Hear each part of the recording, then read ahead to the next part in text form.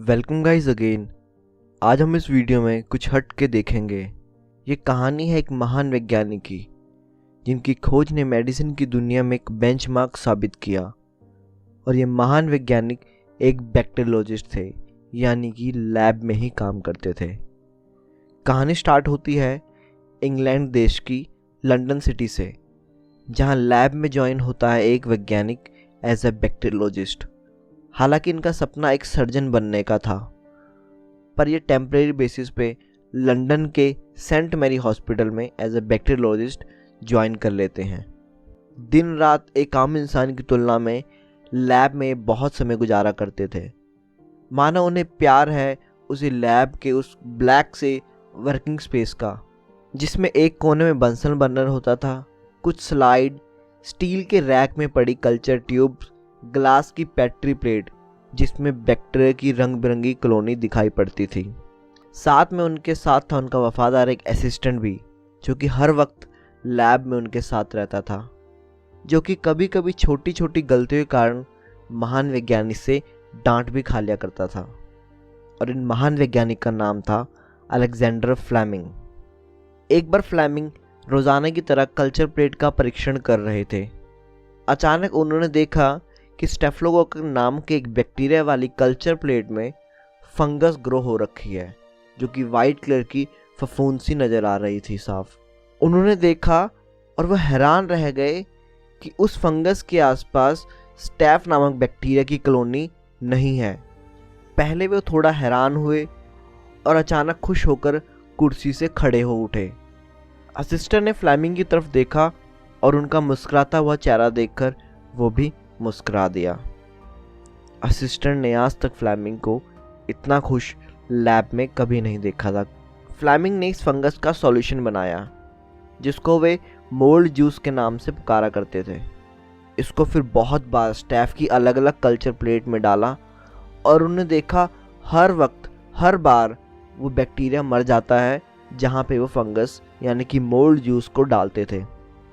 Fleming की खुशी का ठिकाना नहीं रहता था। वे जान चुके थे कि ये सच में एक बहुत बड़ी खोज होने वाली है।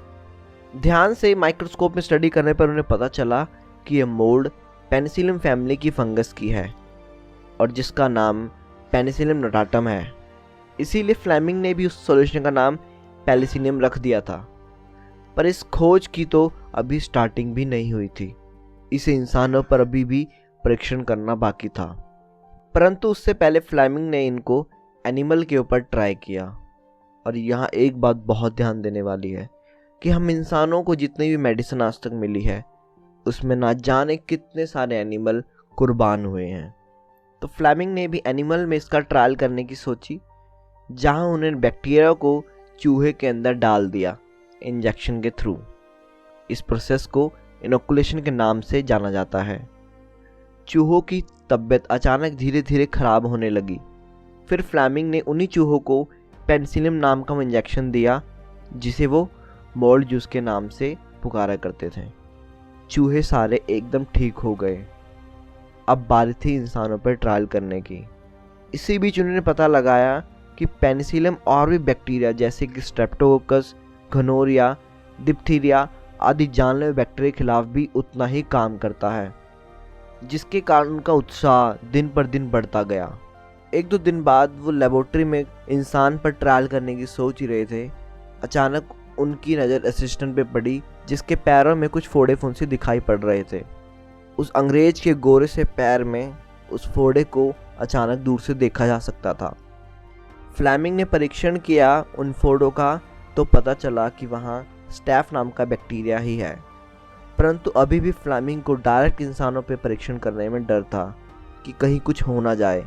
इसलिए उन्होंने ब्लड की कुछ ड्रॉप्स में पेनिसिलियम का वो सॉल्यूशन मिला दिया और माइक्रोस्कोप में जांच की तो पता चला ब्लड में रहने वाले आरबीसी, डब्ल्यूबीसी या अन्य किसी सेल को कोई भी नुकसान नहीं पहुंचा था। सब सेल सुरक्षित थे। उनको हौसला आया कि हमारे शरीर को यह नुकसान नहीं पहुंचा रहा है। असिस्टेंट को पूरी बात बताई। असिस्टेंट रेडी हो गया ट्रीटमेंट कराने को। फ्लेमिंग ने फोड़े की जगह को फोड़ दिया तो वहाँ से कुछ पस निकलने लगी। फ्लेमिंग ने पस को लिया और कल्चर प्लेट पे इनोकुलेट कर दिया।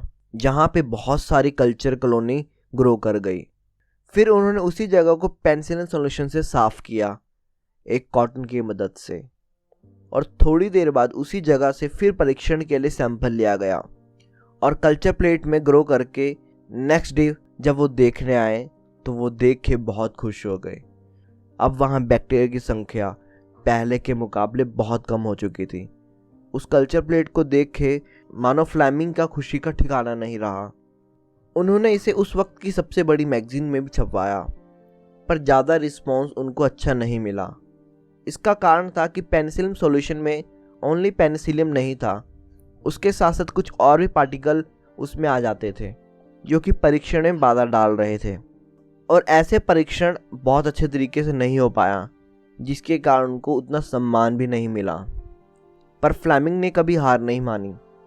वे अपना प्रयास करते रहे और धीरे धीरे पेनिसिलिन की प्योर फॉर्म बनाने के लिए 2 ऑक्सफोर्ड यूनिवर्सिटी के बायोकेमिस्ट फ्लेमिंग के काम को आगे बढ़ाने लगे, और उन्हीं 2 बायोकेमिस्ट की पेनिसिलिन को प्योर फॉर्म में लाने में एक अहम भूमिका निभाई, जिनका नाम था हॉवर्ड फॉलरी एंड अर्नेस्ट चेन।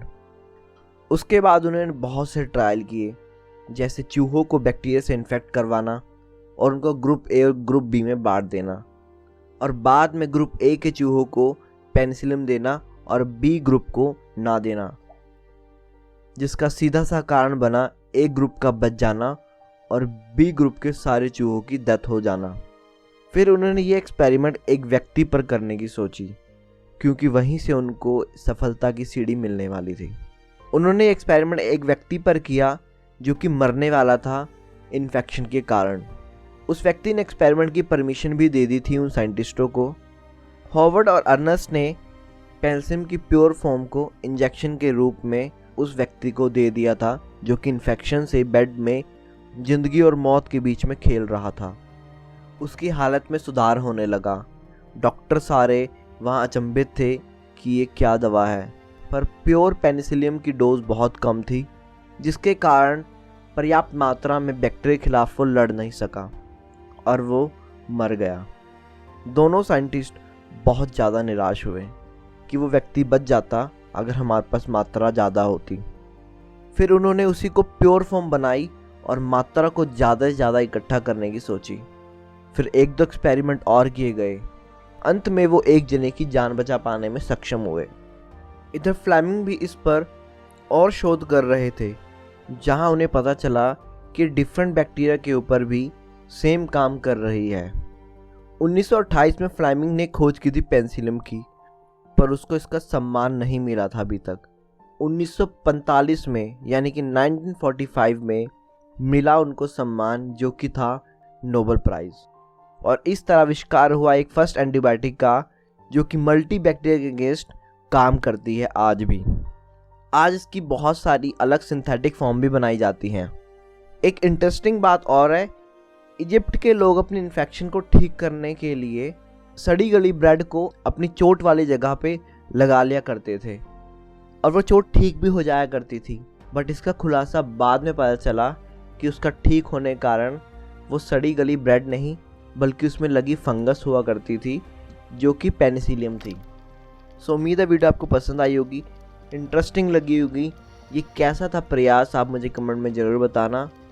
अगर आपका इसमें पॉजिटिव रिस्पॉन्स रहा तो मैं कोशिश करूँगा कि महीने में 1 या 2 वीडियो ऐसे ही इंटरेस्टिंग खोज के बारे में लाया जाए, जहाँ से आपको कुछ नया सीखने को मिले।